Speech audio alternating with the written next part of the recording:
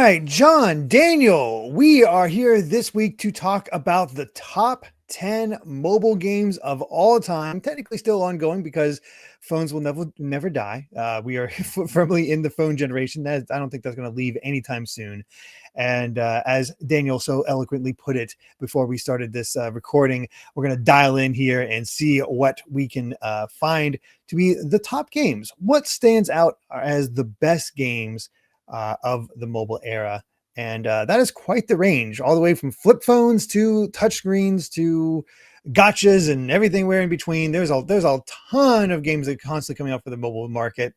And it's a market that I never gravitated to. I would try out a lot of the games that people talk about, like, this is amazing, and be like, yeah, it's cool, and move on. They never kept my interest. We've all played something over the years, though. Like you go back to Nokia's, and all the digits on the keypad, they're just a giant D-pad for a lot of games. It's like Snake and Tetris and Space Invaders. That's an era of phone games, and then everyone played Pokemon Go.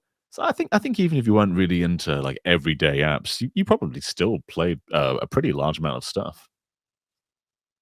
Feels like a Yeah. really interesting list we're gonna have in particular because unlike the other lists that we've seen thus far, like for indie titles, for other like console games, for other things like indie games, for example, like they've had a set definition of what they are. Like these are a lower budget game made by a smaller team. But the definition of a mobile game has changed as the years have gone by. Like from the games you buy flat rates on like for as old as like Angry Birds and whatnot to the games that we have now where there's like introduction of microtransactions, gotcha elements, loot boxes. Like that definition has changed over like the last decade and so. So I'm curious to see what we're gonna see on this list. I feel like it's gonna be a very volatile list of a wide variety of games for the generations. Yeah. Yeah. My old man mobile opinion is I don't like virtual controls. I don't like it when there's a virtual analog stick or virtual buttons. I think like phone games are great when the touches are just part of the experience. Like cut the rope, you just swish that rope. It's just such a tangible thing. I don't like it when they try and be a controller, but I think there's generations out there who are like, what is a controller? The Buttons are only virtual. and we've seen that, and I actually it's so funny when I did that little kid Mario game that just came out on the Switch that came and went and nobody talked about since. I had so many people commenting about how my son was like didn't know how to use the touchscreen at first. It was so used to like it's on the Switch. I use buttons. He knows how to use touchscreens. He just Yeah. was used to buttons on the Switch, so it threw him off. And had so many people like, "You're raising that kid right." That he actually knows how to use buttons. But you're right. I every time there's been a virtual controller on a mobile game, it's been pretty awful for me. Like I played and got about halfway through Shantae Risky's Revenge. That was the first real mobile game that had those type of controls. And as soon as I got a 3DS and the ability to buy that game on a system that has actual controls, boy, that played so much better. It was so much more fun. Yeah, but there's kids out there today playing Fortnite, just just with virtual controllers, just swiping the screen to aim. I don't know how they do it. How are these children doing all these things? I saw the video a long time ago of somebody playing Fortnite on PS4 or whatever it was at the time, and a little kid with his iPad playing Fortnite in the same game on touchscreens. Crazy. And kid kicked his butt. Yeah. They're better than we will ever be. Yeah. Yeah, you see kids that those videos of kids that like parents will give them a Game Boy and they'll try and touch the screen and it makes me want to die on the inside just seeing that. But no, it's such a different kind of market throughout the years, and just seeing how mobile games have adapted and how much closer they've gotten to console game experiences up to this point has been a fascinating thing to witness. So that's why I'm not really entirely sure what we'll see towards the top of this list, John. I'm scared. No. As we're getting even further on, like you can snap controllers or sync Bluetooth controllers to mobile games. I know like Resident Evil 4 and Village are on iPhone now, and you can just snap controllers on the side like a Switch and play them. To be honest, I don't know why you would, 'cause it just drains your phone battery, but you can do that. You have that option if you Yeah. so choose. I'd rather just play it on console or whatever. But yeah, we'll have to see what actually rises to the top here. So before we get into that top 10, we got some stats here. There were 452 votes for mobile games, which is a pretty solid showing, all things considered. I'm pretty sure higher than at least the Series X, but definitely comparable to some of the indie lists as well. And to have the variety, 252 different games before I hit the 10-point mark. And trust me, I could easily have probably another 100 to 200 more based on just how nitty gritty we were getting at that point. It's like, oh, thank God I don't do all of them anymore. For those stat lovers out there, I got lazy. I'm sorry. But yeah, tons of variety.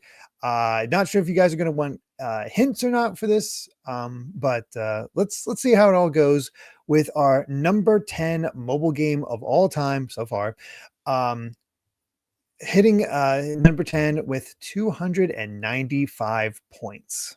So, Daniel, I'm going to go with one that's avoided all these other lists. It wasn't on Indies. It wasn't on PC. I'm going to go with Among Us. Among Us has been hiding from us until now. Oh man, all the way at number 10. Yeah, I think people are they've forgotten. They've forgotten about traitors and being sus and all that. Yeah. The liars out there. Geez, I was gonna go for a lot more of a traditional mobile type. I feel like we'll see more of the traditional ones, and then more of like I have a feeling what we'll see in the higher on the list, especially even our audience. But for now, show me the Fruit Ninja. Oh, Fruit Ninja. Okay. All right. At number 10, Daniel with those ninja skills, Fruit Ninja. Fruit Ninja. What? That's rather impressive, I gotta say, with the sheer variety. But yes, Fruit Jumped in here. Ninja at number 10. All right. There was a definite era in my life where I was with somebody and like they only had a mobile their phone. Like that's the thing with mobile games is like everybody has a mobile phone at a certain point. Many people had iPhones, especially. So then in that era, a lot of people were able to just, this is like a $1 game. Maybe it's free or maybe $1.99. You can just pick it up and start playing. And Fruit Ninja is something that I know we definitely play that a lot as well. It's really just them experimenting with touchscreen controls where it's just fruit pops up, you swipe it, and there's just a whole bunch of different like skins I've seen over the years as well for that sort of game. But that's one of the really early basic ones that kicked off like this whole era and trend of what mobile games can do, essentially with the touchscreen in particular. It was very addictive though. There's a risk reward of you have to slash multiple fruit to get a combo in like one big line, but you can't be too swishy swashy because there's bombs flying up. So it was quite a well designed game. But you're right, it was very much of that time when touchscreens and Android started becoming more and more common. It's like part of that cut the rope, Angry Birds kind of era. I played an adaptation of this on Quest last year, where with the Quest controllers, you just have two of them, and they're big swords, and they're coming from like all around you. So like, you got to use like your peripheral sound and slash everywhere and not touch the bomb. That was pretty cool too. I think Fruit Ninja's kind of a timeless one. It's simple, arcadey, and easy to pick up and play. I think that's the key of it. It comes across as almost like a WarioWare. Like this is the type of micro game that Wario would develop, and it's just like those. It's a simple concept that's done really well. You don't need to play very long to really get the idea of what Fruit Ninja is all about. And there's just something tactically fun about seeing the fruit slice in various ways based on how you reach it. And you can definitely see the people who have gotten really good at it, where they like just know exactly where the bombs are, how much they need to stop it. You just have that level of expertise that comes with just playing it again and again and again. It's perfect for the mobile type where it's just like, I need to kill 5 minutes while I'm waiting in the doctor's office. We'll play some Fruit Ninja. Yeah, it did freeform watermelon cutting before Metal Gear Rising did. So yeah, this is quite an influential game. That. Yeah, it does. Yeah. Press play that Jason says, do not play it on Kinect. And that actually reminded me that when I worked at a at an arcade, we had an arcade machine of Fruit Ninja where you could just actually it read your motions itself, and that looked very tiring itself. Like that was it was a big deal. We had a claw machine that had the Fruit Ninja plushies. Like there was like the watermelon with the headband. It was like Fruit Ninja theme. It was a big deal at the time. Like there were a lot of people that were just in that game as much as like the other mobile games at the time. But yeah, Mhm. it's a timeless one. It is. I think that people recognize your point too, John, because Fruit Ninja has made it into one of these top 10 lists. Metal Gear Rising has not. So point to Fruit Ninja and its Exactly. superior watermelon cutting. And Yep. that watermelon. Try harder, Konami. I mean, it just it has that chance in the wild card, but so far, Fruit Ninja over Metal Gear Rising. Who knew? Every time. All right. Well, yes, Fruit Ninja at number 10. So let's move on to number 9, which beat out Fruit Ninja by only 10 points. Hmm. So, what is our number 9 mobile game of all time? Do we stick to this kind of era? Like, is this kind of not a forgotten time, but is it one that's not quite in people's minds as much? Because I I'm think, glad we have like a baseline here at least to start yeah, off of. So I think we're in this era for a little bit longer, yeah, or at least a bit longer, because there's still other big ones of this era that I imagine would still show up. The one I was gonna say was Cut the Rope. I was Just a little thinking bit Cut the more. Rope. I was thinking Cut the Rope or Temple Run. So should we just go with both of those? Yeah, I think that's Yeah. another good one to bring up here. All right. So who's taking what? Who's claiming what? Daniel's going with Cut the Rope. I'll go for Temple Run. Okay. In that case, John, you were correct last time. Oh, It's Among Us. it's Among Us this time. It's Among Us There this you go. time. Yeah. I don't know. Those Among predictions Us. were pretty sus, I gotta say. So I think we need to.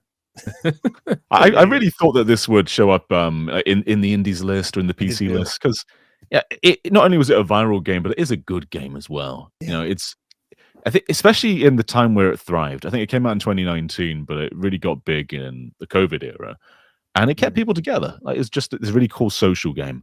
I only really ever played that one map, the spaceship map. I forget what it's called, but it's one that I like just playing over and over again, and it's fun just playing it with a group of friends, with randos.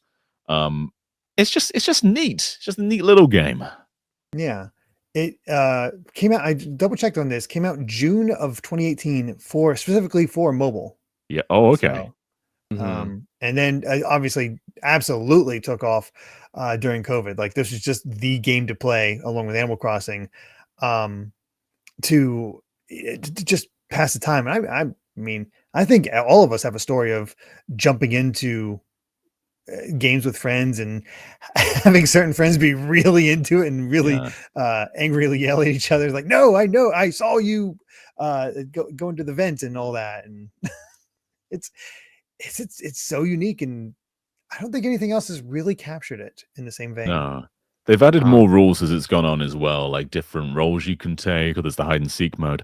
And I think that stuff's it's a cool way to add some diversity. But I think just vanilla Among Us is still my favorite way to play. You know, just having like one or two imposters and just doing tasks. I think that's a lot of fun. Yeah, they've had so many different kinds of ways to play this now because they've had just such a success with it. Like there's ones where there's like proximity chat where you can kind of hear people as you're in the same space. There's like Yeah. other like you can have people have different roles, like someone who can shapeshift and be someone other character, one that can vent but isn't like the actual imposter and the engineer, I think. There's so many different ways that they've expanded upon this, and I still think the base way to play is the most fun. And yeah, as you mentioned, this was like one of the games that helped to further define what social deduction games are, to where Yeah. we see some other people try to, not completely emulate it, but are inspired by it. Like you see Jackbox games that there are some that do the same thing where they try to have, it's more about the social aspect than the actual game itself at times. And it really thrives on you with a crowd of people that you know and just having a lot of fun, just trying to lie and call people out and just have a good time that way. It's simple fun, but I'm glad it's like endured all this time. It's so memey at this time, but it really has done a lot for like what it means to socially interact with people while you're playing a game. Yeah. Just like Fruit Ninja, there's also a VR version of Among Us, and it's really funny because with the controllers you can like point and things like you can like it tracks your fingers. So if you're like yelling at someone, you'd be like, you did this. That's like it's a really cool way to play, and it's in like full 3D as well. So it reimagines everything. Getting that new perspective and whatnot. Yeah, I mean, even back when it first came out, it didn't have all those other modes. There was still the idea of, do you confirm whether you got the imposter or not? And that added another layer. I actually really like not confirming whether you got the imposter, because it just leads to that much more tension that builds up. And they're actually, like, when you first start playing this game and are not used to its methods and how things work or how quickly you can get killed, it actually was kind of scary at times. So you jump from the fact it's like, I don't know, I don't trust you. You stay back. I don't want to die to you. There's a real sense of tension there that I think is mostly gone at this point. I mean, to some degree, but I think we're also so used to it that you kind of almost forget that there was that tension. But back around that time, I definitely do view it as a mobile game, because the kids all played it against randoms. And they would just talk about how their games and how well they would do and so forth. So, I'm glad to see it make good on here, because I'm like, it felt wrong not to have Among Us somewhere. It's one of the most important games of all time. In terms of the time it came out, in terms of the social dynamic. There's nothing else that we've talked about that's like Among Us. Absolutely, for sure. So Among Us at number 9. All right, let's go ahead and move on to number 8, which beat out Among Us by 66 points. Okay. Daniel had a good guess with Cut the Rope earlier. I don't know if you want to stick with that, Daniel. I kind of want to stick with it for one more and see if we're still within, like, well, we're not really in that era, but at least, there's some other titles I'm thinking of that could be on this list that I don't think we're there yet. So I'm going to go with Cut the Rope one more time. Okay, good choice. Trying to think what else of this era was big, because it's too early for Angry Birds. I don't think something like Rayman Jungle Run would have made it. But Sonic Runners maybe did make it, though. Sonic Runners, it was very popular. Not like a mainstream popular, but like with Sonic fans, that's like their big mobile game. So let's go with Sonic Runners. All right. At number 8. Well, John, you were close in that it does involve running. You just picked the wrong mascot. Super Mario Run. Oh, interesting. Now we've entered the Nintendo era. Do you guys personally consider this one of the like a top 10 mobile game? It's that's the response I was expecting. It's one of those things where yes, but also no, but also kinda like it captures the idea of Mario well enough. I think it's extra mode, where it's just like that. It's sort of you have that 10 mini things that you go through and you unlock more stuff and so forth. This might be the one I played the most, if only because Kai really got into it and played it endlessly. I've played a lot of other runners like this, and Rayman Jungle Run, as I mentioned earlier, that's like 2 or 3 or even 4 years older than Mario Run. I feel like it just did everything that Mario Run did, but a bit prettier, because it's Rayman Origins style rather than New Super Mario Brothers style. It's very much the same kind of game. Yeah. This game is like the perfect blending of what I would expect Nintendo to do, to dip into the mobile market, essentially, like aside from like Miitomo, for example, but an actual like IP that they own. This was the first time jumping into it. It was a big deal when it was announced that like for iOS. That was a big thing to happen, because we didn't think Nintendo was actually ever going to formally dip into this kind of market. And so they treated it as an actual mobile game. So I think the price was a lot higher than what you would expect. I forget how much it was initially, because that was the thing that took people back. It was like, oh god, we actually have to pay like $15-20 for this game, but it is just a single purchase, and that's I think it launched at $10. $10. You also had to be always online, didn't you? Which was very different, because most mobile games allowed you to be off at that time. Less so these days, though. It kind of set a precedent. But essentially it was like your auto runner, but it was a 2D side scroller. So I think you would just tap to jump, I believe. So you just do the wall jumps up everywhere, and it That's kind of had right. like set areas, kind of had laid out coins to kind of hint at where your path should be and should go. And I mean, it was fun for what it was. I don't know if it was $10 fun. That was one of the the things that set off the discussion of what we should value mobile games at that time, because most of them were just like what $1 or $2. Yeah. So yeah, it was a way different environment back then when that released. I think there's a lot of like they take the simple concept and add a good bit of variety because you have your standard like go through the world, save Princess Peach, fight Boom Boom and Bowser and all that. And it does the job. And you can there's replayability there in that you can get there's 5 coins hidden throughout each one. And there's multiple like 3 levels of those coins to get. And the fact that they do get tricky as time goes on. It really does test your skills at knowing those levels. And then you got the Toad Run, which is more of a competitive sense where you're trying to just get the most tricks and maneuvers through, which can feel very competitive at times and really change up how you go through, where rather than just running, you're constantly doing tricks and trying to time out how you're spacing for where you're at enemies and where you're going to land and how you do it. And it changes up for each character you use and so forth. I played a lot of Mario Run because Kai liked watching me play. So he's like, play Toad this time, play Mario, play Peach. I'm like, oh, all right. Fine. That was a cool element too. 'Cause at that point, Yeah. Peach and Daisy and just like a regular Toad, they're never playable in New Super Mario Brothers. So it was nice seeing them like properly platforming for the first time, like years and years before Wonder did it. That was neat. Mm-hmm. Yeah, there's. I think it does enough unique stuff that I've not played a lot of other runners to really compare it in that sense, but I think what it captures the feeling of Mario quite well. It does. And has enough. Yeah. I think if you dig into it and you are into it, I think there's value there that you can keep yourself going, because there's even like you earn this stuff and you get to decorate your own Mushroom Kingdom. And so forth. So yeah, I remember that. there's stuff there that I think give it value. Yeah. Okay. I agree. I don't know if I necessarily think it's better than like every mobile game in a top 10, but it's definitely a good game. Yeah. Fair enough.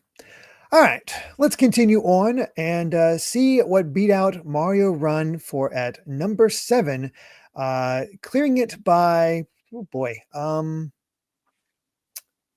I have to do math. 68 points.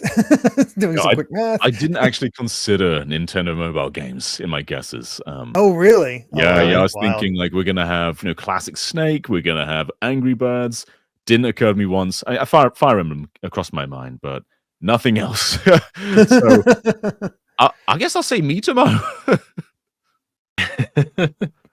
Right. Oh man, yeah, that's the thing. Like, given the audience, I feel like we're gonna see a good skew of some of these kind of titles towards the top 5. But before I go to that point, I just want to throw one out. I want to see if this is gonna resonate at all. I'm gonna say Infinity Blade. Okay.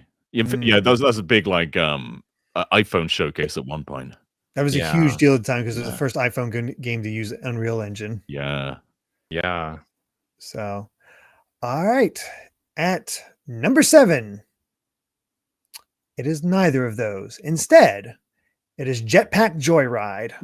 Oh, okay. Oh, okay. Yeah, another kind of endless runner game. Yeah. Yeah. Much more about those coins, building up what you get, and it's repetition. Again, I've actually played this one. I'm actually surprised how many of these I've played all 4 of these games so far, which is surprising to me. Yeah, I think this probably is better than Mario Run. Mario Run's really good in a structured, polished feeling way. I think this has that one more go kind of quality to it. With Mario Run, you're very much like going through and finishing it, I guess. Whereas this, it's there's distinct times. Yeah. Meanwhile, Jetpack Joyride can go forever as long as you're good enough. Yeah. Yeah, I think that's the one that really separates some of these. Is like Mario has the set dedicated levels, but I always wonder like what can you do for a truly endless like Mario run essentially. But something like Jetpack Joyride, like Temple Run, those kind of games, like they can go on for as long as you're like skilled enough to like handle what's coming up ahead. And yeah, I remember playing a bit of Jetpack Joyride too. That one was like I just remember playing it with the person that I knew. Just you hold down the button, you float up, you collect the collectibles, you run on the floor, you go back and down. It's so simple. It's so easy to pick up and play. Anybody can learn this right away and understand what to do. And that's part of the beauty of these mobile games is this like, yeah, they're not like super high investment games to pick up and learn. You just kind of get it when you pick it up. And that's what drew so many people to games like this and Fruit Ninja and so on. I think I had this on my Windows phone, which was like Windows 8 on a phone. I think some games had achievements. It wasn't a good time. So all my friends had like these really powerful phones, and I had this blue backed Windows 8 dashboard looking thing. But it had a couple of good games, but nowhere near as much as Androids did at the time. But this was a highlight of it. I think I had it took me a while to get an iPhone. I had an iPod Touch, and that's what allowed me to play both Infinity Blade and this. And I actually put more time into this because there is something addictive about getting those runs, and the more coins you get, the more unlocks you get. And I forget what the unlocks do, but some of them are helpful items, some of them are cosmetics, and so forth. It was it kind of tapped into that roguelike element very early on, very simply, very much, and in that way. But it still has that addictive quality to it, and it's a jetpack. People love jetpacks, so I love jetpacks. Yeah, put a jetpack on all these characters. They'll make all these mobile games better. completely. But yeah, it's gonna be a blast in the past to see Jetpack Joyride actually make it to number 7. So yeah, very cool. Yeah. So there we go. Let's move on to our number 6 mobile game of all time so far, because they are constantly coming out. Beating out Jetpack Joyride by 9 points. What was the PlayStation All Stars mobile game called? Like PlayStation All Stars Island, where Cat could get bottles of Coca-Cola. Do you think that made the list? I don't know if it made the top 50, John. I think it was only active for a couple of months or something. Lasted in the service. Lasted longer than Conquered, I guess. So I guess that's something true. you say. Yeah. Let's think. What other Nintendo games are there? Fire Emblem's very likely, as is Pokemon Go, as is Pokemon Trading Card Game. Give me Mario Kart Tour. Okay. All right. I'll bring back Cut the Rope. Classic Cut the Rope keeps coming back. This little monster has to make it somewhere. Somebody give him his candy. All right. At number 6, John, no fooling. It's Cut the Rope. I was so sure you were going to say it's PlayStation All Stars Island. Totally PlayStation All Stars. Everybody remembers that game. It's beloved. But no, Cut the Rope. Another one I've actually played, and perfect little puzzle game that, my God, gets hard by the end of figuring out how to get that damn candy to that monster. It's a brilliant game. This is another one of those, like Daniel was talking about Fruit Ninja earlier. It's very much of that sort of tier. You know, you get like a single screen. You just got to cut some ropes in certain orders, get the candy to the goal. And you still see Cut the Rope's influence in mobile. Like, you get those fake ads, you know, where it's about like, oh no, these people are burning. You've got to cut these things to save them. It's not a real game, but Cut the Rope did that years ago. It successfully did the fake game as a real game. And I remember there's like a 3DS port of this or something, like a $40 3DS version. I think so. Always confused me. I think so. But they did the same thing to Angry Birds, where they had like DS versions where it was way more expensive, but still the same essential game. Essentially the same game. So, yeah. Yeah. Oh man, I remember playing a lot of Cut the Rope as well. Like, it starts off so simply, but then the way that they can really change and obscure the rules of that. So, like, what was the parts where you can cut the candy into like a portal and a warp somewhere across the screen? That was a portal. Yeah. And it's some crazy stuff. There were physics engines because you had to cut this rope first, so it swings this way, then cut this other rope that's still all attached to it as well, so it goes back the other way, and then launch it into the mountain monster by going this way. It's like, holy crap. Yeah.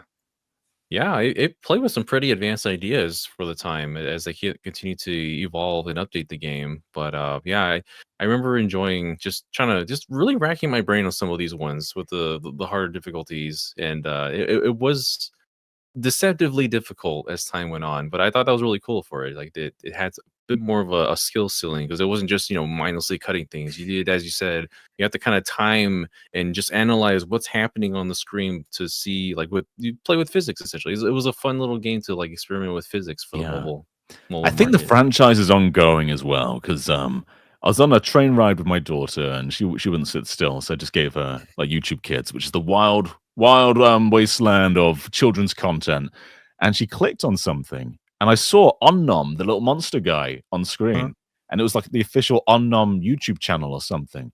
I think this guy has outgrown cutting ropes. I think he's just doing kids content now.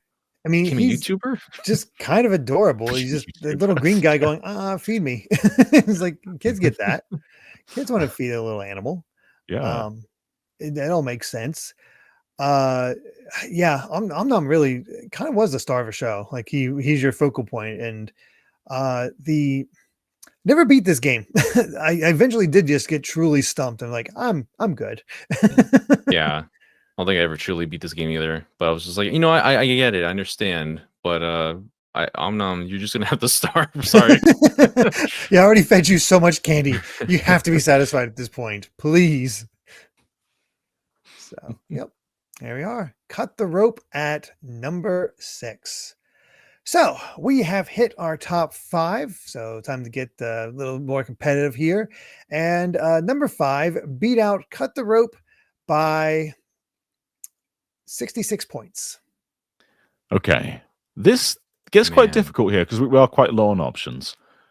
We've still got all the big Nintendo games. We've still got Pokemon Go. Fire Emblem Heroes. And then the classics like Snake and other just giant mobile games. Oh man. What are you feeling? I want to personally see some justice for Dragalia Lost. I don't know if you're going to get it, but I hope you know. I'm going to put it right there. Oh, Moobry Muffin, Where's My Water? My wife used to play that game all the time. Oh, that too, yeah. Yeah. Okay, you go Dragalia Lost. I will go with I'll go with Pokemon Trading Card Game. All right. The TCG Pocket specifically? Yeah. All right. Okay. There's definitely a lot of recency bias for that one still. It's only like a year old too. Is. So very likely. All right. At number 5. John, I believe you are on some kind of streak right now because it is Pokemon Trading Card Game Pocket. Whoa, I dislike this game because it made my wife buy real Pokemon cards constantly. We can't go to town without picking up a pack now. Oh no. That is exactly the goal that Pokemon set out to do. I think Michaela did the same thing because Brandon and I both had a moment where this has ruined our lives. Your wives are now. I have learned long ago that collecting Pokemon cards is a fool's errand from my youth. That's why the Trading Card Game Pocket really does hit a nice little niche. I don't play it anymore, but for a while I was quite addicted playing the games against various people, going against the AI, building up a deck, and collecting all the cards. That was always my favorite part, is just seeing all the art. But then I got bogged down because the same way if I get that bogged down by all gotchas, I kept getting the same things. Yeah. Okay, I'm done. It is one of those games where I feel like spending a lot of money in it kind of defeats the point. I quite like the daily, open it up, see what you get. I like that sort of repetition to it, and I feel like if you're just gonna pay money to get more and more packs, you kind of lose that that good feeling of just starting the day up and getting a good pull. And that's why I feel like that's where this game kind of thrives. Mm-hmm. Yeah, this is such a weird take on it because the game itself, it is more like it's just Pokemon Trading Card Game Light. Like it's a deck with a much smaller deck. Like the rules are a bit different where you just automatically get energy every turn rather than just having the actual cards to play. Even playing games like the Trading Card Game on Game Boy, like that gave me a lot more of a solid understanding of how the game is meant to be played. And it hasn't changed a whole lot since then. It's very similar. Like the actual TCG is similar to that as it is today, but TCG Pocket just kind of helps you give you a light introduction to what you could be playing for the in real life the card game. But yeah, I think it cleverly disguises itself because it's not really a gotcha in some cases, because I mean you get the free pulls every single day, every 12 hours or so.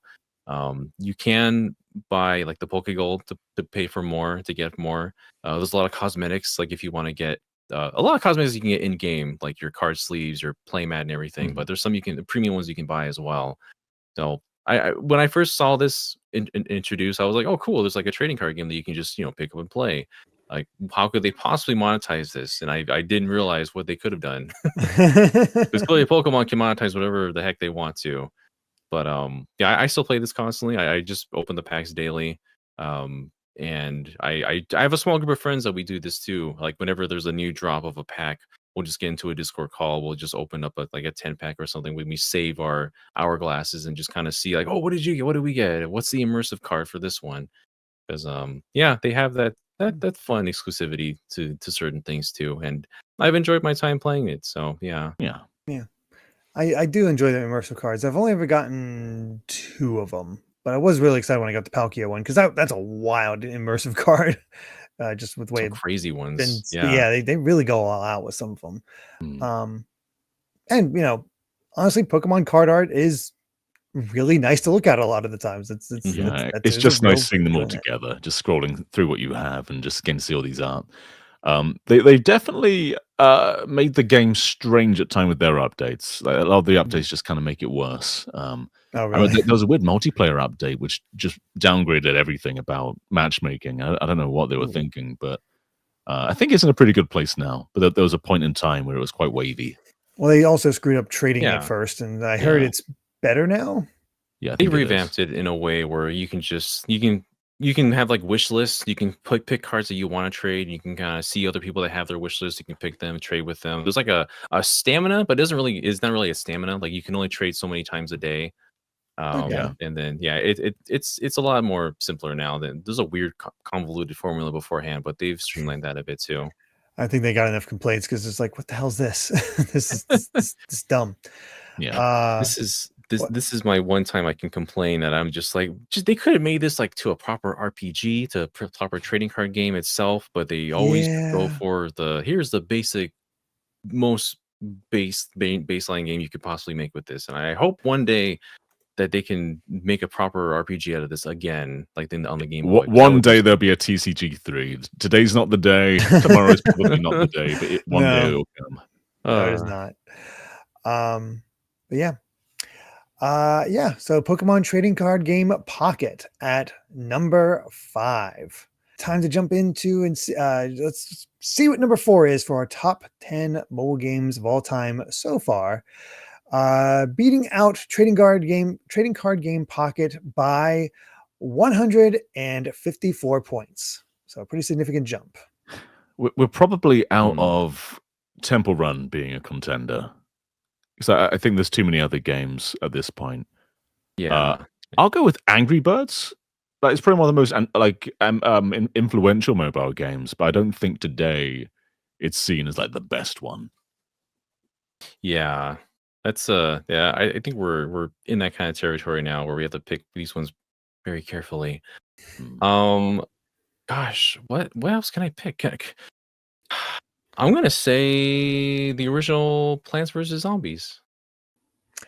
I'm going to tell you right now that is not a viable option because that has already made a top 10 elsewhere. Otherwise, I will say, since you teed it up for me, Plants vs Zombies would have been number would have been number 4, and everything else dropped down. So number 4 would have been number 5. So Plants vs Zombies was still pretty up there before I put into that rule, but that was the only repeat option that came up for mobile. It's interesting to me that that's seen as a mobile game. That's such a core PC game. I played it on mobile. That's how I played. Yeah. So, well, got another. What else do you think, Daniel? Well then, I guess we'll just go with. I'm just gonna go back to saying potentially Mario Kart Tour. Let's just see if that can show up. All right. At number 4. Well, John, your streak is broken. Damn it. At number 4, Fire Emblem Heroes. I was thinking this might be the Fire Emblem Okay. spot. Yeah. Yeah, I wasn't Daniel, sure where I this would believe pop you're the up. one that can talk about Fire Emblem Heroes the most because I played it when it initially came out, and then the gotcha issue showed up. I kept getting the same one, and I wasn't getting Lynn, so I was pissed and I stopped playing. I played the initial like campaign and then decided I finished the game. I'm done. Yeah. So this game has been out for like 8.5 years now. I can't believe that. It's still going. It's still finding characters to release. A lot of them are at this point like alts of characters that we know now. A lot of the lords and the main characters, but they're still finding ways to kind of just drip feed all the other like side characters that we haven't seen so far. And yeah, this is a game that is pretty much as you might expect. It's Fire Emblem Light. It's always been a very much smaller board. The rules have been simplified a bit so that there's well, at the beginning there were simpler classes of just like your main physical attackers and magic attackers. But as time went on, yeah, it's kind of just expanded to be something way, way bigger. There's over, I think, 1,000. Yeah, there's over 1,000 heroes to summon now at this point. Every couple of weeks, there's like a banner for new characters, and they've kept this going for quite a long time. I remember the launch of this game was a big deal because, like, at launch, they were asking players to poll. It's called the Choose Your Legends, and those were like going to be your top 2 male characters and top 2 female characters, and the top 2 that you chose, they were going to get a special version of them in the game that came out later in the year, like 6 months later. And they still do this every year. They have the Choose Your Legends. Whoever already won, they're like, they're not on the list anymore, but they keep on adding more and more. And it's gotten to the point where like the original characters in this game, the ones introduced just for heroes, are winning these polls now. Oh wow! So that's whether there's still other lores to choose from, but like they're still up there and they're winning. But yeah, Didn't one of the characters from this also make it in, like original characters this make it into Engage? I think the DLC. Veronica was the original antagonist, like way early on, like the early games, and like she's had her own like character development throughout the story. I think she has like the most character development of any like villain in that mobile game entirely. And yeah, there's a version of her that is in Engage, and one of her Engage abilities is just to summon, and it's just the summoning animation from heroes as you summon another unit to the field, and I think that's just great. Are there more Fire Emblem characters than there are Pokemon in the Pokedex? It's definitely really close right now because we're both hitting over 1,000, just over 1,000 at this point. Yeah. I saw your video on Fire Emblem Shadows, and I didn't realize there was like 12 different versions of Lynn. Yeah, that picture I showed, there are 12 different versions of Lynn at this point, and they added the horse Lynn to Heroes very recently. As of the time of this, she's the most recent version of Lynn in that game now. And it's kind of unbelievable. I think she and like I don't know, Camilla are probably the most characters that have like the most versions of them in that game now. I'm not shocked that the other one is Camilla. What does this mean from an ethical standpoint? Like, do all the Lins have free will? Are they aware that they are one of many Lin? So when they're I'm gonna get into this in this video. So these characters they're summoned at different points of time in the game. Like there's some that are summoned from like a post again. Like I guess those are more like there are different classifications of characters, but they're from different points of the game. Like one might be after the story, one might be during one might just be one that went to a festival of all things. Who knows? And they're competing in a tournament or something. Like they're all supposed to be like just different versions of Lynn, essentially. All different versions of any alt character you see, like Lucina or Byleth or anybody that's in the game. And yeah, they're just they're all kind of hanging out, which is well, I get it's an impressive amount of effort because you said 1,000 characters and all of them have voice lines, all of them have original artwork, all of them have variations on that original artwork based on what they're doing. I think there's like 5 or 6 versions for each one. That's a lot of stuff in that one game. Like it is loaded with content at this point. Congrats, good luck getting it all, but yeah, I mean, I think most Nintendo mobile games just fizzled out. Like, yeah, there was a time during the Wii U and 3DS where they clearly needed another market, and then the Switch came along, and then they're like, no, we actually don't need it. And I think everything they did from a mobile standpoint didn't really pay off. Like Mario Run didn't really pay off. Mario Kart Tour, it didn't really pay off either. Like all of this stuff just kind of came and went, and then monetization wise, kind of it fizzled down. But Fire Emblem Heroes is like that one game which never really went away. It was always like the highest earning. It's probably Intelligent Systems' biggest moneymaker ever. And it is the highest grossing Nintendo mobile game, right? Of all of them. I mean, it has to be after 8 years. Yeah. It's unless you count all the other ones. Unless you count Pokemon stuff. Yeah, that's separate. Yeah. That's a different beast altogether. But yeah, this has somehow endured all those years, and it doesn't have any major signs of slowing down. Like there's so many different game modes that you can play. They rotate these out all the time. There's different ways to play against other people. You can do like arena battles. You can go PvP against other actual people and their teams. The problem is that's going to kill this game is like the meta itself. Like the cool, awesome unit that you're using right now that's new and shiny is going to be like countered in the next couple of months at this point, and it's kind of a weird grind at this point. They just introduce new skills that top other ones, and my god, if you I should send you a screenshot somewhere. The definitions of these skills have gone from like, oh, adds attack and speed +3 when the unit starts a battle, to like a paragraph of something. Oh no, it has the Yu-Gi-Oh problem. the text has to shrink at this point because the paragraphs are so large on a tall mobile screen of all things. And that's crazy. That is totally Yu-Gi-Oh! Oh my god. I didn't realize it'd gotten to that point. The math doesn't make any sense anymore. People are just like, if it has a nice big paragraph on a skill, I'm assuming that it's gonna win the fight, essentially. And it's hard to keep up right now with this sort of thing. That's gonna be the thing that eventually kills it. But it's for the time being, for right now, it's still going pretty strong. So kudos to how much effort they put into that game even today. Yeah. For sure. So yeah, Fire Emblem Heroes at number 4. But we have reached our top 3, and number 3 beat out Fire Emblem Heroes by 39 points. Well, let me tell you what I'm thinking for the rest of the list, Daniel. Okay. I'm thinking Pokemon Go, Angry Birds, and at this point, Snake. So I'm locking Snake in for this one. Why are we so fixated on Snake? Snake's he's going to be there. That little guy's going to make it. Yeah, the top 3 was where I was going to put Fire Emblem Heroes. So now I'm a little bit lost as to what to put for the next one. Throughout all these lists, I've watched them, but I feel like I've missed it if it was showing up at this point. Did we ever address Balatro? No. Wait, no? Is that right? No. We've never addressed Balatro. That's one that I would put at least on the top 3 of a mobile game list. So I'm going to say Balatro.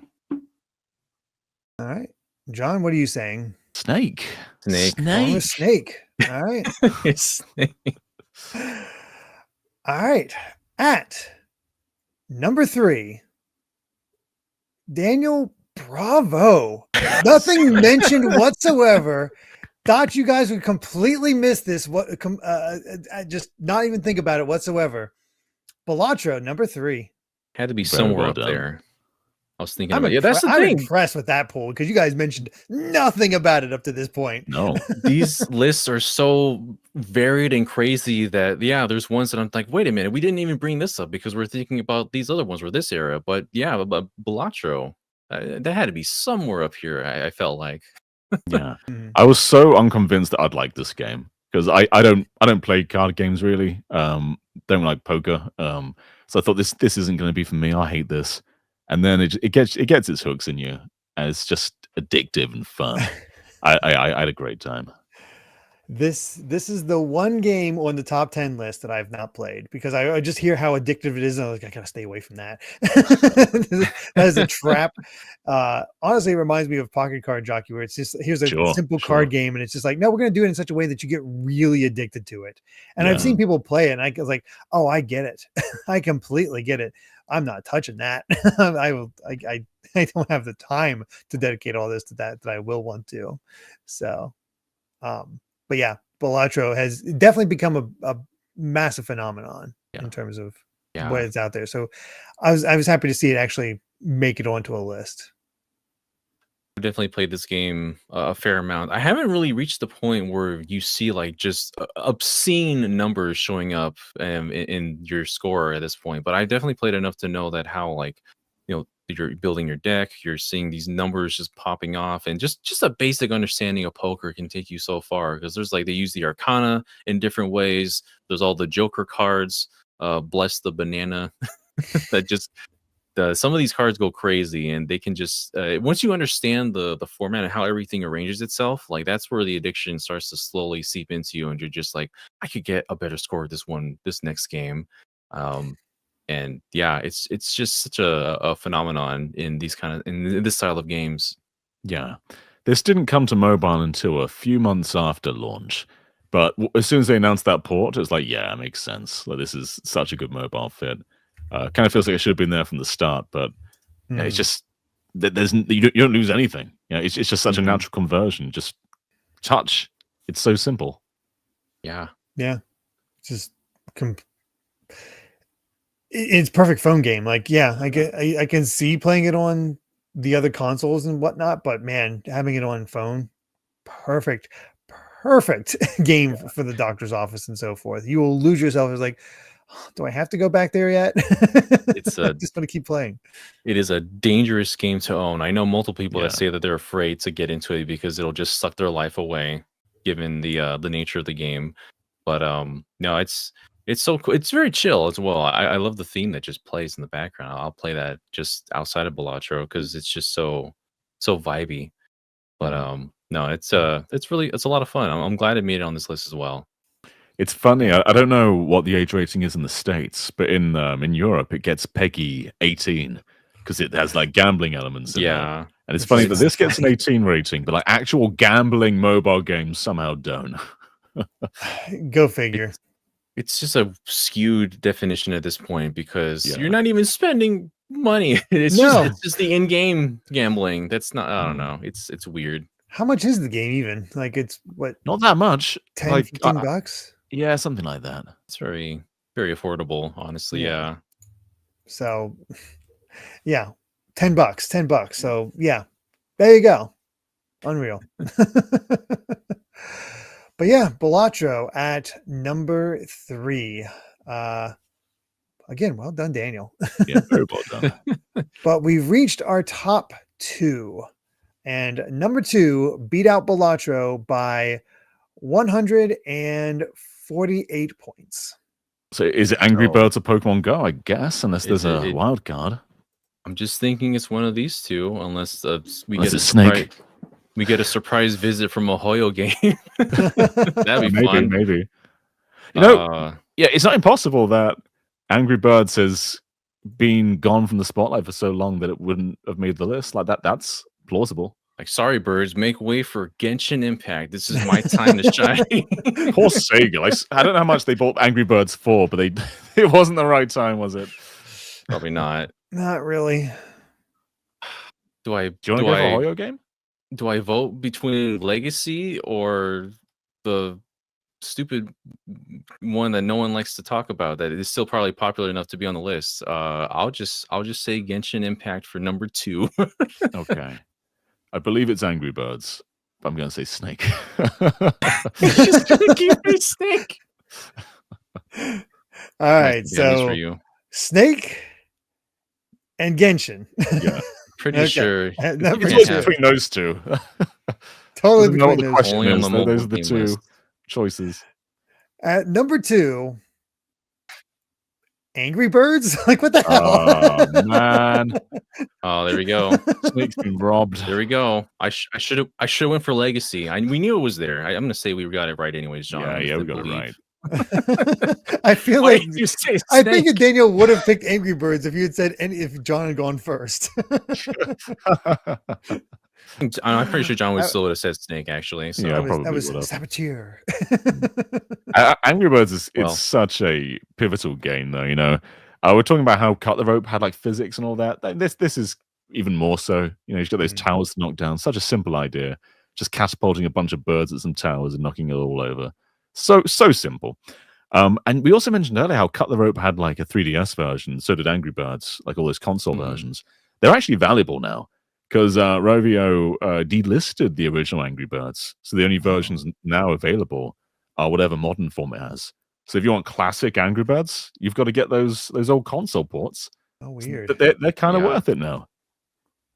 Huh. Yeah. I had no idea about that. I know that Mm. Angry Birds has a ton of spin-offs, Yeah, various themes and so forth, because it just, I mean, it's an idea that just goes towards it. You have a lineup of pigs, you launch some birds at it, there you go. And it takes care of the issue. And it's, I mean, again, simple concept done well. You enjoy it. And Mhm. it got 2 movies. Yeah, That's it did. crazy. It did. This game has gone places. I remember playing I'd be sitting in a hallway with my significant other just playing this before our class started, and we'd be playing like Angry Birds Star Mhm. Wars, because that was another crossover Yeah. that they did back then too. So- They got some pretty big crossovers at the Mhm. time. And yeah, just a really simple concept. Like the red bird, it's just the basic one that you throw, but then like other ones, when you launch them, you tap the screen and they'll do other things. Like the blue will split to 3, the white one would drop a bomb, the yellow one would like just dash forward and be, key to like breaking certain obstacles. Like, yeah, it was another one, like kind of like Cut the Rope, where it was mostly based on physics and kind of judging how certain things will fall over and what's the most optimal way to squish the pigs. And yeah, that was such a novel thing at the time for a mobile game. yeah. Yeah. It This. okay, Sorry, Tom. go Derek. I was just going to say just how it just sort of captured that simplicity aspect in the same way that Cut the Rope and Jetpack Joyride and Fruit Ninja did. It just did this in the same way that Cut the Rope got more complex as time went on.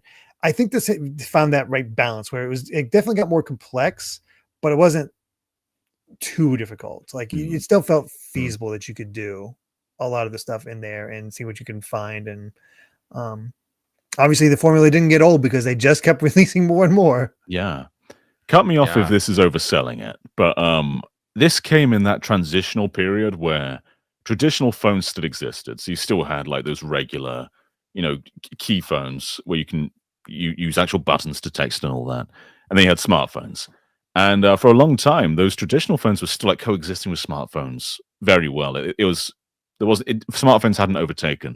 And I feel like Angry Birds is kind of what made smartphones become the standard. I know people who bought a smartphone to play Angry Birds because it was a new style of game that you couldn't really get anywhere else. And like, it was all those games. It was Cut the Rope as well, but this was kind of the face of it. It was kind of why smartphones took off and became a standard. It's definitely an aspect of it. I don't know if it's the full aspect, but the fact that you had the internet, you had these more Yeah. advanced games, you had this, it really did sell it as an all-in-one machine Yeah. that just really brought people over. Because I didn't get, like I said, I didn't get a smartphone right away, but I did have an iPod Touch, and that was close enough that I got the functionality that I was interested in at the time. And yeah, I think that's really what it comes down to. Is it just really sells it as all in one. You can get all forms of entertainment here, whether it be internet, video, music, Yeah. actually talking to people, texting. Just It's so funny how new smartphones are. Like Mhm. they like this came out in 2006 or whatever. something like that. Wasn't that long ago. Wasn't that long ago that you didn't like just carry a computer in your pocket all the time. But this is still a pretty Yeah. new era. The original iPhone came Agree. out in 2007. Yeah, Jesus, Yeah, yeah. Angry Birds, Cut the Rope, and Fruit Ninja, like those were all 2010 games, which is crazy to think they all came out in the same year. Oh, wild. And Mhm. they kind of just, and they're all on this list. They're all kind of hallmarks of what defined mobile games for an era, and they still are recognized as that today, which is just so cool. So I want to believe that Sakurai was inspired by Angry Birds to do the target blast in Smash Brothers for Wii U and He probably for Wii U was. specifically. Probably. That's what it was, and that's exactly what. Yeah, that's exactly what it was. I could see that. I could Yeah. definitely see that. So Angry Birds is only like 15 years old. That's wild. Yeah. Yeah. Whew, weird. Very weird. But there you have it. Angry Birds at number 2. So it's time to find out what our number one mobile game of all time so far is. Beating out Angry Birds by, oh, heaven help me. 339 points. Only one This little is- guy is capable of that. One little guy who goes around the screen, getting more little dots, making himself bigger, can't touch Becoming the a big little walls. guy. Yeah. This is the Tales of Fantasia iOS port, and I'll Yeah. have Oh yeah, the best version no of that other thoughts game. about it. It's either Snake, Tales of Fantasia iOS port, or PlayStation All Stars Island. One of those three. Has It's to a be. really, it's a hard race at this point now. Yeah. Or Pokemon Go. It could be Pokemon Go. It could be It could Pokemon be Go. Pretty sure it's Pokemon Go. Yeah. Let's take a look. That's what I'm thinking. At number 1, oh hey, it's Pokemon Go. Man, I There you feel like go. people have been misled. Because in Pokemon Go, you can't even collect a bunch of dots, can you? I mean, And you you collect can't- other things with dots, Yeah. technically. I suppose you can. I guess Pokemon Go's a snake-like. Snake-like. The snake-like. Snake's a Pac-Man like, if anything.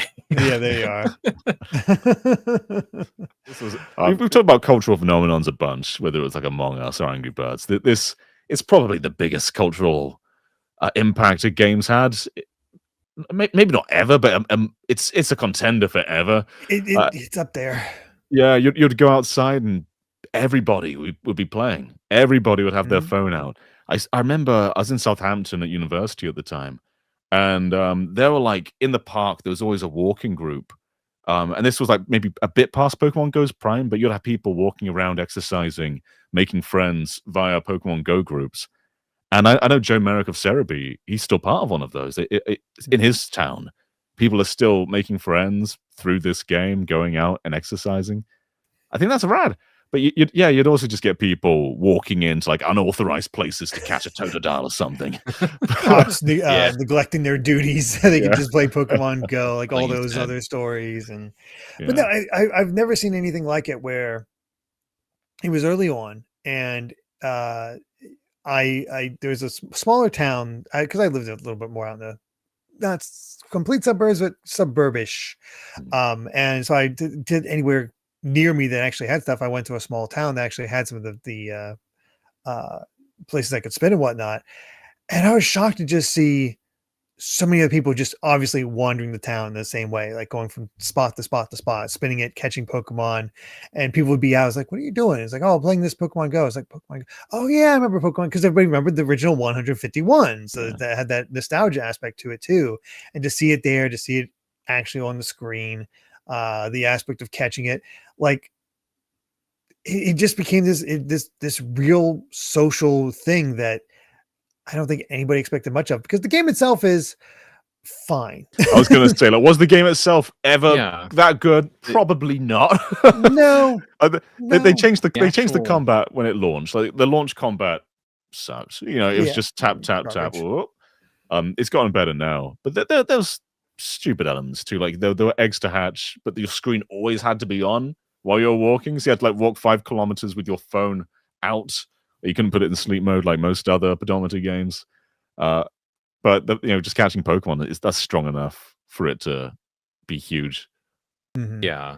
The game What? itself was a pretty laggy mess when it Oh, came yeah. out. Like, there's just so much going. There was so much going on with it. There wasn't really much of any kind of customization to yourself as well when the game came out. There was like the gym areas that you could go to, and like you could fight or leave a Pokemon there and claim it as your own. Because one of the big things was like you can select your team. Was like Team Valor, Team Wisdom. Like those 3 teams was another one of those ones that kind of like, oh, I fight for my team. I kind of had some camaraderie with it with some people. So I remember I was playing this so much with some of my friends back in the day too. Like it's not so much about the game itself, it's more so like the interactions and the memories that people have made with it, their experiences meeting other people. There was a corner near a movie theater where I lived beforehand, and that was like a special corner where there were 4 access points if you were in a certain spot. And there was just a group of people that were there constantly, like during certain times of the day, just hanging out, catching Pokemon, just chilling out, and we would be there with them and just kind of made friends that way. And there's so many different situations like that I could think of. There was another example was a friend of mine had we knew somebody who they had a website or something where they can kind of hack into the system and figure out where certain Pokemon were in a wider radius. And so we were in a park, and there's like a certain fountain somewhere that was one of those landmarks to spin. And like I would see people like waves of people going from one side to the other because a Blastoise appeared over here. So we had to like all just wave just moving over there trying to rush and catch it. It was a crazy thing to experience back in the I heyday. remember walking by somebody who's like, I just gotta, whatever that way, go get it. That sort of thing. Like it was nuts. Or taking morning walks and seeing what Pokemon I could get. Or I went on vacation one time and the house we were staying at happened to be right outside a Pokestop. So I would just hang out there like every hour, just like, okay, get more stuff. Most ever stockpile on things because that was the easiest access point I ever had. Don't play it anymore. I haven't played it since maybe 3rd gen got included. I know they're pretty much up to date now, but it was something special. They even introduced. I do remember being part of the whole Meltan event because Meltan was introduced that way. And that was this was the big game that linked itself to Let's Go Pikachu, Let's Go Eevee as well. With like you transfer Meltan, you had the Pokeball. The gameplay of that game was inspired from Pokemon Go. So it was a pretty big deal. Yeah. It was always nice going to like another town as well because you get so used to your Pokestops. But then you go somewhere huge. Like in my hometown, we got a bunch of Pokestops, but they're not really like one after the other. You've got to like travel a little bit to get to them. So I went to London and like you pull out your phone and they're everywhere. Like you cross the road, another Pokestop, cross the road again, another Pokestop. It's just endless. So it was always like, I'm somewhere new. I've got to take out my phone and see what Pokemon Go's got. Yeah. Yeah. It's like, man, these guys have it easy. I had those trips to New York for work, and I couldn't do it too often because it would drain my phone battery too quick and I needed it for other things. But I'd still take a look. I was like, God, there's so many Pokestops I can get from here, but I can't. I have to resist. Oh, gosh. But yeah. It was a good time. I think it's definitely more of a social thing than a gameplay thing. Yeah. But it's hard to deny because they've tried it. They've tried it multiple times. And Pokemon, it was that special sauce because they've tried it with Pikmin. They've tried it with Monster Hunter. They've tried it with Harry Potter. None of them have clicked in the same way as Pokemon Go. It was crazy. A phenomenon. I remember where I was working at the time. My dad drove up because he was in the area. He was going to deliver a lunch that he had, and he showed me he was playing Pokemon Go. I'm just like, I can't fathom what I'm looking at right now. My dad's playing Pokemon Go because my stepmom convinced him to also download it, because she was playing it. So just it hit so many people. I don't know if there's ever a mobile game that has this kind of reach that Pokemon Go had. So I don't know if it can. Yeah, I think it's as big as it gets. It's that perfect, like you get the ubiquitousness of Pokemon and then that social aspect to it where like it's just a natural thing. Everybody wants to catch Pokemon in real life. This is your best opportunity of catching Pokemon in real life. And you have those trick shots where you spin it and then do a curve shot that gets a better one, and then you have your timing involved. Like, yeah, it just, you get addicted. So Pokemon Go at number 1. So yeah, you can't argue it really. I mean, you can argue whether it's even good for sure, but it's the biggest mobile game. It's the most impactful one for sure. But yeah, for sure. Yeah, there is our top 10 mobile games of all time so far. How are we feeling about this list? Where the hell was Snake? These are all just smartphone games. It's somewhere. It's somewhere. We'll get there. This has pretty much the kind of mix of like more modern games to the legacy ones that we have from like the early days of mobile games that I kind of expected. So yeah, I'm pretty sure this is more or less what I expected to see from a top 10 mobile games, given the audience we have. Yeah, a bit more, and not as Nintendo dominated as you would think. I'm glad because Nintendo don't have that many good mobile games. Not really. But let's take a look at what else what hit the top 50, what got close, what is considered for all of this. So at number 11, missing out by 4 points, Monument Valley. Yeah. Okay. I thought it was a pretty interesting choice. Like not one I thought about or considered, but It looks interesting from what I saw. It's one of those ones that's like really high quality, but I didn't think enough people would be rooting for it though. It got close. It got real Yeah. close. It couldn't be cutting juicy Nope. fruit. Well, So, you know, Number 12. I know a lot of people were rooting for this one. Daniel was one of them, but just missed it by 15 points. Dragalia lost. Oh man. yeah. All my losties know how good this was back in the day. Man, this was one of the first. Wow, it has some crazy crossovers too. Like it would cross over with like Fire Emblem Heroes, of course, because Nintendo title, but also Yeah. cross over with like Mega Man. Yeah. It's just Persona. some weird one. Persona 5. It Yeah. was a interesting time, but it just didn't have that lasting effect as much as games like Fire Emblem Heroes did, unfortunately. No. Losties is a really good name for a fan group for people, like a game that can't be played anymore. It's so funny. Yeah, really. My Bond Forge family knows what I'm talking about. I mean, but yeah, it was a fine attempt because it's it's Psy Games, the guys behind Grand Blue, that is still going and so huge, but mhm.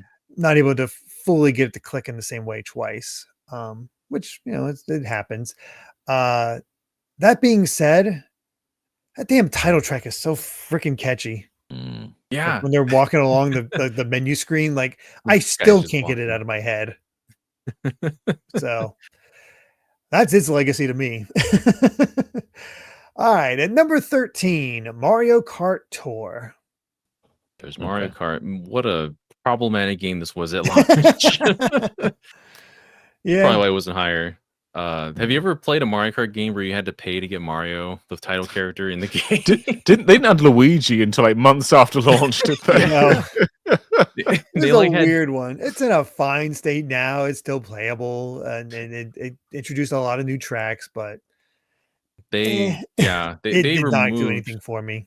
they removed all gotcha elements where you could get characters or out costumes and whatnot with in-game currency at this point. But yeah, the real legacy of this game is just the tracks that it made on the real life places that would also be implemented in Mario Kart 8, which kind of in some ways kind of invalidates reasons to play Mario Kart Tour itself. There's still activity in it, but yeah, there were times where I realized as I played it that these people with names are just CPUs with the actual people name on it, and that kind of killed some of the fun for me. And it does have unique characters. Donkey Kong Jr. It was the first time we got Pauline. It's still the only way you can play Dixie Kong? Dixie, yeah, Mm. and so forth. So Yeah. there's elements to it, and there's costumes in it that are not in Mario Kart world. So Yeah. I believe people when Okay. they say it's good. I don't want to figure it out for myself. I've given it a few chances. I is- don't like it each time. yeah. It is all right. At number 14, Geometry Dash. Oh, okay. Okay. Wow. All right. Yeah. Mhm. That's like that's kind of like a what would you say, like also a rhythm game as well. A 'Cause bit. you're going through the rhythms in the movie. That game looks hard to me actually. It's the kind of timing I need for that kind of game feels like it's beyond me, especially in the later levels. Mhm. Cool pick there. But yeah, good one. Number 15, Doodle Jump. Oh, Doodle Jump. Jump. Doodle Jump. Yeah. I had this on a list of mobile games, but I didn't think this was going to be like up there in top 10 material. But I'm glad it's up here this high. My biggest memories of Doodle Jump is having the massive arcade version where I used to work at my old arcade. Big and people vertical would just screen. go crazy. Yeah, Mhm. and you sometimes you hit the top and you get the 1,000 tickets and people would go crazy. I've not thought about Doodle Jump in ages, but we've got to do a video on like mobile games that got console ports because this is another one. This is on 3DS, I think. Little Doodle yeah. Jump game. I mean, 3DS was kind of perfect for that, Yeah. to get those Mhm. type of ports. Yeah, touchscreen, that Um, verticality that you can get. Yeah, it was perfect for it. Yeah. Number 16, Temple Run. Yeah, I mean, There's this Temple was Run. massive. Yeah. I've seen variation. Like, there's a popular Temple Run, like I don't know what it's called, but people like put it aside TikToks that have nothing relevant to what the TikTok is. It's like background. Don't like copyright strike me kind of thing. This was, I think, it's a really clever game that spawned so many clones. Like Sonic Dash is a Temple Run clone, isn't it? Oh, yeah. It's just running towards the camera, swiping to jump, swiping down to duck. It's so simple, but yeah, There's a thrilling very, element to very it. addicting. Yeah. For sure. At number 17, Genshin Impact. There it is. There it So it is. made the top 20 at the very least. I don't know anybody who plays this on mobile. I only know console people. Yeah, I've cycled through playing this through different means because I remember I first started playing this on PS4, and that's like the worst place to play it as. Like playing it on your phone, it's more optimized for mobile than that. Because I remember PS4, you'd have to like load from one waypoint to another. Like it would take like 25, 30 seconds or so to go from place to place. People will play on console, on PS5, on their mobile, like their iPad, even. Like those are the better ways to play it. But no, this game's gone on for like 5 years now, essentially, and it's changed so much. I don't know how much I can say about it without infuriating people because it is a gotcha and it has that kind of element of like, oh, it's predatory. It asks people for transactions. There's other games out there that are way more like stingy with their microtransactions and their practices. This one just happens to be a popular one, so it gets scrutinized more for it. But no, uh, there's I still have a group of people that I play this game with. There's a really ongoing story. It's one of the things where I kind of get tired of the games like this where the story just goes on for too long, where it has to be ongoing. Um, but no, it's the map is massive. You look at the world map, it is obscene how large this world is at this point because they keep adding more to it like every so months or so. But Yeah. no, it's one of those mobile games that's not a game you can play on like you turn it on auto and it does its own thing. No, you got to actually understand the mechanics of how elemental reactions compare and affect each other. And yeah, it's a fun one to play on co-op too. Eventually, the old promise will be fulfilled, and we'll have the Switch 2 version. Yeah, the Switch announcement from ages ago now. Yeah, it was announced for Switch. That game became too big. It would not fit and would not function work well on there. They had to optimize it like crazy. And Switch 2 is definitely more viable to have that happen. So the dream might still happen. The way I see it is a game with pretty men and women can't be predatory. People got to accept. Oh, of course not. Can't happen. Definitely not. It never happened in any mobile game ever. Speaking of pretty men and women, number 18, Minecraft Pocket Edition. Man, I thought you were going to say like Love in Deep Space or something. Well, you don't find Alex and Steve attractive? I'm sure there's people out there who do. They've yeah, I was expecting Minecraft over here. Blindsided by this one. I mean, Minecraft tends to show up a lot. It's one of the reasons. Yeah, it's probably good to have a repeat rule. Not too much depth in their personalities, I must say. No, they're a bit flat. Yeah. Number 19, Vampire Survivors. Okay. Yeah. I don't really consider it as a mobile game, but it very much is though. Mm-hmm. Yeah. This drew me in eventually with the Castlevania DLC, and oh, it's so good. Number 20, Clash of Clans. The classic one. Yeah, that's a big one. Never played it, but that's just one you always hear about. 21, Subway Surfers. So this was the Temple Run clone I was talking about. Natalie corrected me earlier. It's just Temple Run, but for TikToks. Oh, okay. Yeah, you're just as it says, there's 3 layers. You're jumping on subways and running around, or you're on a hoverboard and getting coins, and it's just with the kind of games that Temple Run set up the model for that people would emulate that skin in future games like this one. So yeah. 22, Bloons TD6, Tower Defense 6. And this is one that the Bloon series is something that just keeps popping up that I've never heard of before this point. It just keeps appearing in never the top 10s, but it's close enough in a lot of these polls where it's a tower defense game that people just love. So okay, I guess started out as Flash. We've got to figure out what Bloons is. We don't even have enough Bloon knowledge here. At 23, Honkai Star Rail. Okay, there's another Hoyo game. There you go. Yep, there it is. I have tried this one before just because somebody wanted me to give it a shot. And yeah, I can see it. I like that they're going for different genres for each of their Hoyo games. So this is just your classic, turn-based RPG. It's nice. It's cool. Yeah, this is the one that you can actually put on auto play for certain cases, and it'll just go. But yeah, much like Genshin, it has its own world, its own characters. It's just a much different setting essentially than what you see in Genshin. And I demoed this way long ago when it was at a show floor. It just playing around with the turn-based combat. I thought I was going to really like it, but I kind of fell off of it after a while. It's not really. It's kind of surprising for me because I love turn-based games, but it only held me for a little bit. It's perfectly fine, but it's definitely not Hoyo's most popular game right now. Okay. At 24, Umamusume Pretty Derby. Oh, baby. I have also tried this because I was requested to, and Oh, wow. I get it because it's less about like staring. It really isn't about let's stare at like horse girls. It is about the raising aspect and the interactions, and you get the you are training them and whatnot. It is. I can see the qualities that make it addictive to people beyond just let's get a horse girl. Jacob says, "Is this the horse game?" Yes, this is the horse game. We can't let people get the wrong impression of this game. Yeah, there's like a career mode in this game where you do get most of the story, and yeah, it kind of goes hand in hand with the actual anime that's out as well. That's been out for a long time. This game's been out for a long time in the Japanese servers, and they've only just localized it this year, and they get a lot of popularity from that. You can get so invested in these characters, like when you see they're in the race and there's a point where you're actually you do cheer them on because you're the one that's training them, you're the one that's telling them like how you should focus your stats, do this and that. People say that it's not very fun because it's like it plays automatically, you're not actually playing the game, but it's a game where you're kind of you're organizing, you're kind of doing, you're building up to the race where you have no control. It's like your decisions lead to it. It's chow guarding. Yeah, you're micromanaging. It's essentially a different version of chow guarding where you're training them for the chow races. You're cheering them on, and if you fail, if they lose, it's your fault because you didn't train them the right way. But no, it's a fun game.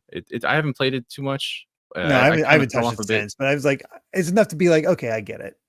Yeah, I wanted to get an idea for it because it was just so popular for that, like those few weeks that it was released. But yeah, I mean. It's a fun time. Number 25, Clash Royale. Yeah. I don't really know this one that well, I'll be honest. 26. Here you go, John. Snake.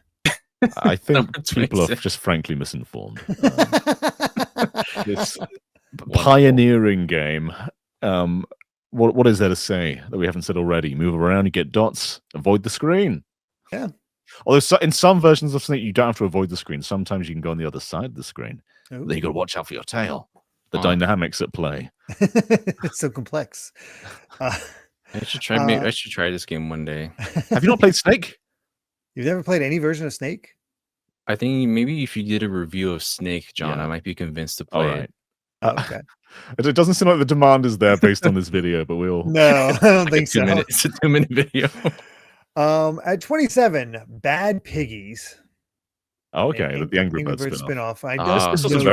This was Tears of the Kingdom. You make your vehicles. Oh, okay. Yeah. Okay. I did it first. 28, Slay the Spire. Mm-hmm. Yeah. Seems like another one of those indie games that makes sense to be on mobile. 29, Fate Grand Order. And this is another one that's lasted for quite a while now too. Oh, there's so many characters and just been there it's permanently there. Yeah. 30, Animal Crossing Pocket Camp. I was curious for this would show up. Yeah. I didn't think it would. It has a complete version you can just play whenever now. True. It filled the niche for characters, for people that really wanted to play Animal Crossing on the go. But yeah, it didn't have the same pull as the actual mainline series, so I'm not surprised. Yeah. 31, Pikmin Bloom. Oh, yeah. I didn't play this that much. Like what I played, I thought that this is pretty good. I just didn't stick with it though. I think I played it maybe twice and thought like I'm enjoying this, but life is full of other pleasures. Exactly. It's another game to get you out there. You don't want your Pikmin to spread beauty across your neighborhood, John. They haven't played Snake. The Pikmin haven't played Snake, so I don't want to talk to them. Snake would eat the Pikmin. You got to think about the Pikmin first. True. 32, Where's My Water? Oh, yeah, there you go. This is cool. That was a fun one. Mm. Yeah. At 33, Pokemon Master Sex. I mean EX. We're just never Plagued gonna by let that one go, It'll are never we? end.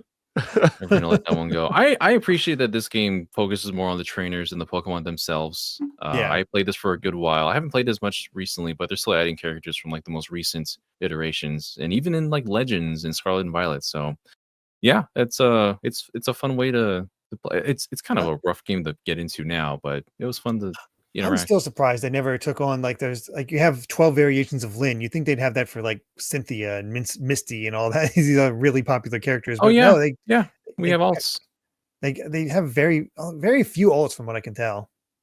They do get them. They pretty much just change their costume and the Pokemon that they use, and they have new like other variations. But yeah, they have different outfits for some characters. Not as many as Fire Emblem, because Fire Emblem will release many characters at a time. But Masters has the same sort of concept here and there. Mm-hmm. At 34, Sonic Dash. Mm-hmm. It's pretty good. So, Yeah. Another temple run. And then 35, continuing the Sonic train going, Sonic Dream Team. Oh yeah. I had a good time with this one. Mm-hmm. 36, time to complete the Hoyo trifecta with Zenless Zone Zero. There it is. Oh man, yeah. I play this. I kind of jump into this every now and then too. I feel like it's such a heathen talking about all these mobile games that I play now. I'm just outing myself at this point. I mean, I played Gameplay Zenless Zone Zero. It's a pretty decent action game for what it is. there's a good action to it. Yeah, the story's been pretty well. I think the first season of the story was pretty good. The second one's kind of in going different places, but no, I've enjoyed my time with this game as it is. The characters are fun. People will say things about the characters, and I'm sorry that this is just how it is. But I don't know. The game itself is fun. I play it for the plot. One of those. I'll tell you. 37, Yu-Gi-Oh! Master Duel. Tell us about this, Derrick. I play this on Switch. I don't play it a ton because I only play against one other person. It is the best way to play Yu-Gi-Oh! Though, for sure, because I can't imagine playing Yu-Gi-Oh! Physically because there's so many minor rules that stuff comes up like, wait, that happens, or I can do this. It's my crutch that actually allows me to enjoy Yu-Gi-Oh! Even though I still don't know some of the more advanced rules, but it's enough that I can enjoy it. It'd be a decent deck. 38, Yu-Gi-Oh! Duel Links. Excuse me. Tell us about this one, Derrick. I have not played this one. I've not played this one, but there you go. More Yu-Gi-Oh! I think this was, before Master Duel came out. It was just the Yu-Gi-Oh! game, but there you go. 39, Mitomo. Mm-hmm. Oh, so I played this a little bit. I bounced off. Is it a game? Is it a game or is it a social construct? More of a social construct, but that's also why I bounced off. It's like I don't care. Yeah. Number 40, Kingdom Hearts Union Cross Dark Road. Basically, just all the mobile stuff because Dark Road was just included in Union Cross, so just all together. Yeah. So, yeah. The one Kingdom Hearts. Why is so many plot important stuff in the freaking mobile game? Every title is relevant to the plot, and that drives me crazy. And I don't play it, so I don't know it. I know people have summations and all that stuff, but it still just drives me nuts. So whatever. At 41, we have a tie between Marvel Snap and Sonic Runners. Ooh, two brilliant ones. Yeah. But both of these should be a lot higher, I feel. Sonic Runners is one I wanted to play a lot more of. I think that there might be fan recreations, but it's one of those ones that's been taken offline officially. Oh, okay. But the music is like peak Sonic. The art style is really cool too. Nice. And the Marvel Snap's just brilliant. Marvel Snap is really addictive. A lot of fun. I've heard it's quite a good card game. Yeah. I've not tried it though. I still know a lot of people that play that today. Yeah. Mm-hmm. 43, Neko Atsume. I'm not familiar with that. I think Neko Atsume is like a cat game. You just have a bunch of cats hanging around your house. Okay. Yeah, it's literally just there you go. Cat. You fill a space with cats, and you get to interact with cats. Okay. Wonderful. So it's literally kitty collector. So there you go. Thought that's what it was. Number 44, Dr. Mario World.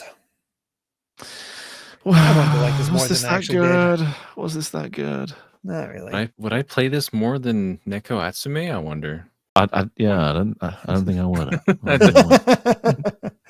That Dark Mario didn't last very long at all. It gave us Dr. Dolphin and Dr. Goomba Stack, so it gave us something at least. It did give us that. Yeah, a lot of people got their doctorates. Number 45, Plague Inc. I can't recall what this is. Yeah, This one I don't know either. We're getting to that point where like We're it gets in that dicey era. after 40 mobile games. yeah. Yeah, where you're just like, I don't even know at this point. I get it's inspired by the film Contagion. Yeah, I don't know. Basically, it's a you control a plague and I guess I don't know. You're trying to infect the world. I don't know, but apparently it's pretty good. It's been downloaded over 160 million times as of May 2021. So a very popular game. Okay. Just not one I've touched. Plague Inc. was very popular, then the pandemic hit and it got a little too real. Yeah, that makes sense. Yeah. I see. We have a tie for 46 between Angry Birds Space and Wordle. And Wordle. Oh yeah. I think Angry Birds Space, you can probably just say that's another Angry Birds, isn't it? It's just there's some cool gimmicks, like gravity is a bit different, but it's just more Angry Birds. Wordle though was huge. Oh yeah, really big thing at the time. At 48, here's Infinity Blade. Dang, that's really low. Yeah, it doesn't have a legacy. I mean, it had 2 sequels, but it just didn't stick around. It was so impressive at the time though, because this was during DS and PSP, right? Yeah, and it was very impressive on the phone screen, and you can swipe and whatnot, and came out. It was neat swordplay, but when it came out within the same year as Angry Birds, Cut the Rope, and Fruit Ninja, this was like a major like step up on what could happen in mobile games. Like it got like trailers and whatnot, and that was so not a thing back then. It was crazy. Yeah, I wonder how well its graphics hold up compared to those games now, because this was the big realistic thing at the time, and without looking up, I'm gonna say great. It looks pretty good. It looks I think it still holds up. Honestly, it's not that bad looking. So running on Unreal 3. Yeah, there you go. I'm looking at a screenshot. It still looks pretty good. Yeah, it holds up all right. It actually does have a bit of an art style to it. But we have a tie for our number 49, so that's 4950, between Flappy Bird and Persona 5: The Phantom X. Wow, you've got to admire Flappy Bird. These 2 games are just in equal terms. You cannot deny it anymore. Flappy Bird was like so big, so addictive that the creator just didn't want anything to do with it anymore and took it down. Like, I think it's such an interesting story. There could be a documentary on Flappy Bird. It's weird to think that you got that successfully. Just like, I want nothing to do with this. Yeah, they took the warp pipes and they said, I'm going to make a little game where you don't touch the warp pipes, and it just took off like crazy. And it's so funny to think that that's just what happened. Well, that was its fate. Was just like it became too popular. It is good. Like, it's so simple, but it's one of those just endless mobile games. It's just you can't really get very far unless you're good. So like your first go, you're gonna like clear like 6 pipes or whatever, and it is addicting just to get a little bit further each time. I can't speak about the Persona 5. I played a little bit of it. It's an alternate world Persona 5 where you have like a lot more people can become the part of the Phantom Thieves, and it's fine. It's like your first, to put it into perspective, your first big villain that you got to change their heart is somebody that just likes to push people. It's just like you're in a subway and they're like pushing people over, and the way they ramp up the seriousness of that being a thing is that he tries to push over a woman holding a baby down some stairs. Oh, he's a bad kind of pusher. He's a bad kind of pusher. Very, very, very, very. Because the first time I see him, I was like, well, that's just rude. It's not actively like push, like he just likes to push over women and whatnot. So I'm like, all right, sure. It's just so heinous. We've gone from predators to people that just, they'll just shove someone over in the subway. Oh god, that game's it's an interesting one to look at compared to you look at it and you're like, man, they really are just trying to milk this series for everything they can. Oh yeah, at this point. It really does. I was told that the original scenarios for the first like 2 or 3 palaces were so badly received that they brought in the original writer to fix things up and have it's better funny. scenarios. You know, I remember my wife put on this stupid documentary about it's like the Exeter pusher. There's a guy, like a serial killer, who just pushed people into lakes, and they take themselves so serious. Now, of course, murder is serious. Yes, It's hard to take it seriously when it's just this guy going around pushing people. pretty much. So Yeah, when you I don't know. I don't know. Uh, I don't know. It's the gameplay is fine. Is all I'll say. Is the gameplay is fine, but Yeah. it is Persona. But it's like your fatigue has probably reached a point. I think fatigue was already pretty high when you got to Tactica, because nobody talks about Tactica. Tactica is like shame. always slashed in price. It's like a £5 game these days. Yeah. I Yeah. thought it was fine, honestly, for a side game that doesn't play like a usual Persona game. I think people are just kind of getting a little bit exhausted of the characters and world. Yeah, I at think this that's point. it. Yeah. They're very good at doing that. Where you're just like sick of the current rosters, bring on the next roster, please. But yeah, there is our top 50 mobile games. Got our top 10 in there for that'll be considered for the ultimate top 10 games of all time, which is coming up very soon. And yeah, next time we'll be back with the top 10 2020s indie games. So 2020 to the present day, the top 10 games of that era. And then we only have 3 more polls left before the final one. Switch 2, Gen 9, and the wild card. So we are getting close to the end. We're getting there. So thank you all so much for watching. If you enjoyed the video, please consider subscribing to GVG, hitting that like button and ringing that bell. We also have a Patreon at patreon.com/GVGaming with plenty of extra perks. So until next time, bye. Till we meet again.